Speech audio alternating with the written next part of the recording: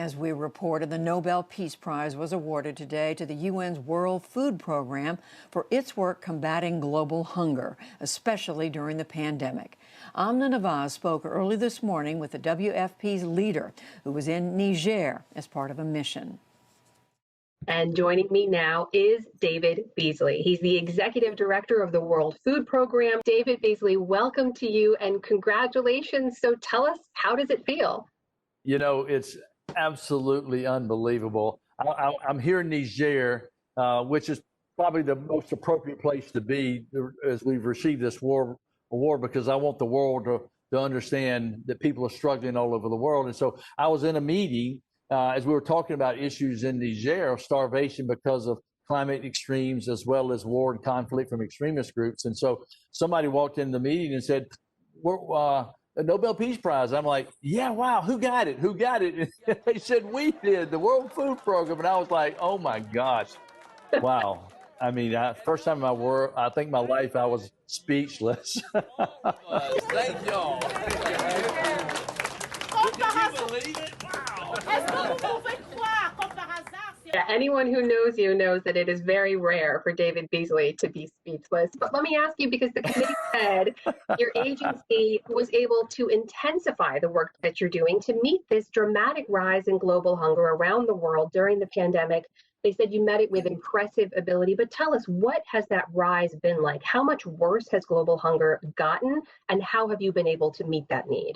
Well, this is what's really, I think, the great news is we've gotten this award so we can really have a call to action. The bad news is the fact that we should be getting this award because of all the hunger around the world.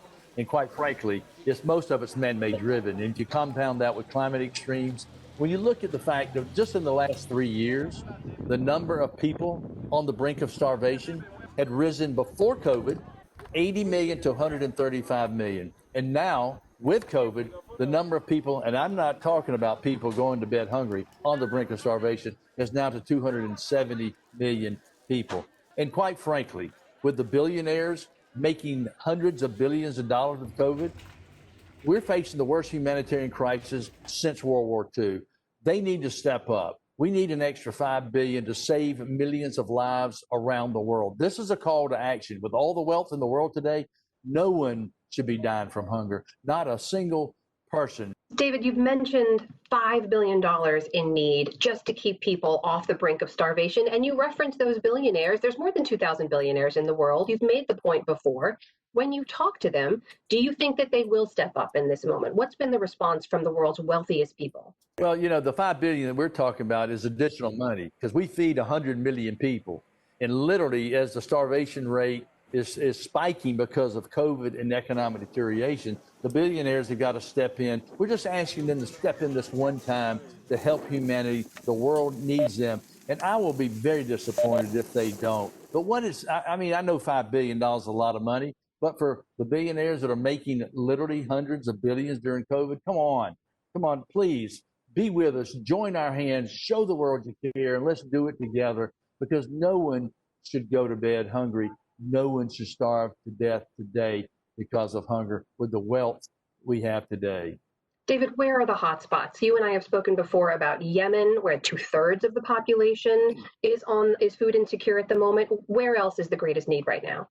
Well, you know, economic deterioration is really causing disruption for a lot of people's lives all over the world, but especially in places like Yemen, Sudan, South Sudan, Syria, Lebanon, Iraq. And where I am right now is in Niger and the Sahel, where millions of people have been impacted because of climate extremes and compounded by extremist groups that are coming in, exploiting the situation, and now COVID on top of that. And there are literally about a dozen or 24 places around the world that if we don't get the support that they need, 3 things are going to happen. One, you're going to have famine. I mean, literally biblical proportions. Number 2, you're going to have destabilization. And number 3, you're going to have mass migration. And we can solve all that. We have a cure against starvation, and it's called food. And we need money to get it to the people that need the help. If you don't, you're going to pay for it 1,000-fold more with the problems that result from the lack of security. Because when you have food insecurity, you have destabilization, war, and conflict and migration. David Beasley, it is an incredible honor for a wonderful organization led by you, the executive director of the World Food Program, today awarded the Nobel Peace Prize. Congratulations to you and your team, and thank you for being with us. Thank you so much. Great to be with you, and I hope to see you again with better news with more money.